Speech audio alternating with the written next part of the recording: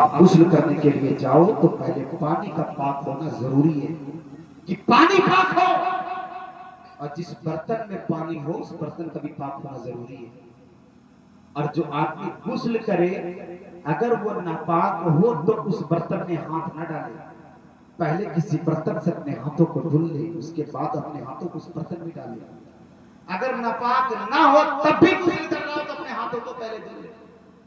उसके बाद जब गुस्ल करने के लिए जाए तो पहले अपने हाथों को गट्टों तक धुले, उसके बाद कुल्ली करे। 3 बार करना सुन्नत है, 1 बार करना फर्ज है। 3 बार करना सुन्नत है। कुल्ली करे, नाक में पानी डाले, फिर नमाज जैसा वजू कर सके तो कर ले, और जहां नजासत लगी हो उसे धुल ले, उसे धुल ले। उसके बाद सारे बदन पर वो पानी बहाए और तेल की तरह अपने हाथों को बदन पर मले, ताकि जिस्म का कोई भी हिस्सा सूखा न रहने पाए, सब तर हो जाए, सब भीग जाए, चाहे औरत हो चाहे मर्द हो, भीग जाए। 3 बार दाएं मुंडे पर, 3 बार बाएं मुंडे पर, सर से पैर तक पानी बहाए। औरतों के लिए रुखसत है, उनके बाल लंबे हो, अगर सर के बाल पूरे ना भीगे तो कोई हर्ज नहीं।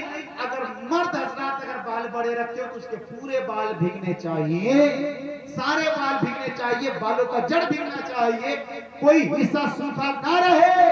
अगर ऊंची जगह पे गुस्ल कर रहा हो तो पैर को धुल ले, वरना पैर को न धुले। फिर किसी पाक कपड़े से, सूखे कपड़े से अपने बदन के पानी को पोंछे। ये गुस्ल करने का तरीका है। औरत गुस्ल करे तो वो बैठकर गुस्ल करे, फर्क इतना है।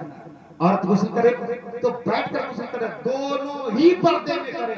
मर्द हो तब भी पर्दे में गुस्ल करे, औरत हो तब भी पर्दे में गुस्ल करे। इसलिए इस्लाम ने कहा गुस्ल खाने में गुस्ल करे। ये नहीं कि गुस्ल खाना बना तो औरतें गुस्ल करेंगे, नहीं, सबको पर्दे में गुस्ल करना है और ये जरूरी है। गुस्ल के प्राइस कितने मालूम है? जरा बता दो। अभी मैंने कहा अव्वल कुल्ली करना, दूसरा नाक में पानी डालना, तीसरा सारे बदन में पानी, सारे बदन पर पानी बहाना, जहां एक कतरा भी जिस्म का हिस्सा सूखा ना हो। जिस्म के कुछ हिस्से ऐसे हैं जहां पानी नहीं पहुंचता, आप वहां पहुंच जाओ तब जाकर आपका गुस्ल होगा, तब जाकर आप पाक होगे। जब आपका गुस्ल सही से होगा, वजू सही से होगा, तब जाकर आपकी नमाज दुरुस्त होगी। लाख नमाजें सही तरीके से पढ़ लो, अगर आपने गुस्ल सही से नहीं किया तो नमाज चेहरे पे मार दी जाएगी, वजू सही से नहीं किया तो वो नमाज आपके चेहरे पे मार दी जाएगी। इसलिए नमाज के लिए जो पहली शर्त है ना जनाब, वो तहारत है। तहारत के मतलब ही होते पाकी, यानी अपने आप को पाक कर लेना। जब आप पाक कर लोगे तभी जाकर नमाज पढ़ोगे। और आप मुसलमान होना तो आप हमेशा पाक रहा करो, कब मौत आ जाए पता नहीं। करीम आका फरमाते हैं जिस कंडीशन में तुम मरोगे ना उसी कंडीशन में तुम्हें उठाया जाएगा। इसलिए पाक सफाक दुनिया से जाओ मेरे प्यारे। मरने के बाद जो लोग गुस्ल देते हैं ना मेरे प्यारे, ये गुस्ल जो देते हैं ना मरने के बाद, ये कमाल वाला गुस्ल नहीं। कमाल का गुस्ल तो वो है कि तुम पाकी में रहकर मरो। अगर तुम नापाकी के आलम में मर गए, लाख गुस्ल करा दे, पीर साहब गुस्ल करा दे, अब्बा गुस्ल करा दे, भाई गुस्ल करा दे, खानदान वाले गुस्ल करा दे, सब बेमाना, इसलिए आपने पाकी मरे हो। इसलिए जब पाक होकर मरोगे ना तो बात ही कुछ और होगी।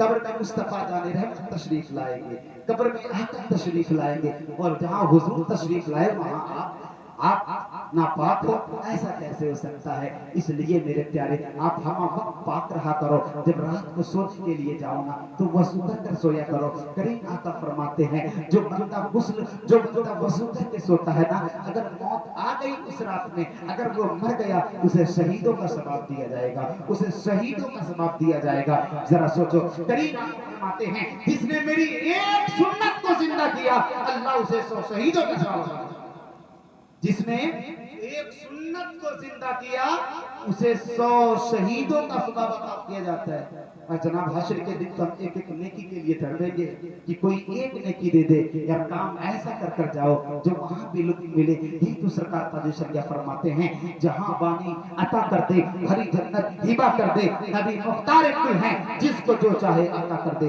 दरूद शरीफ पढ़े अल्लाह रब्बु मुहम्मदिन सल्लल्लाहु अलैहि वसल्लम, नहमे वादे मुहम्मदिन सल्लल्लाहु अलैहि वसल्लम, सल्लल्लाहु तआला अलैहि वसल्लम।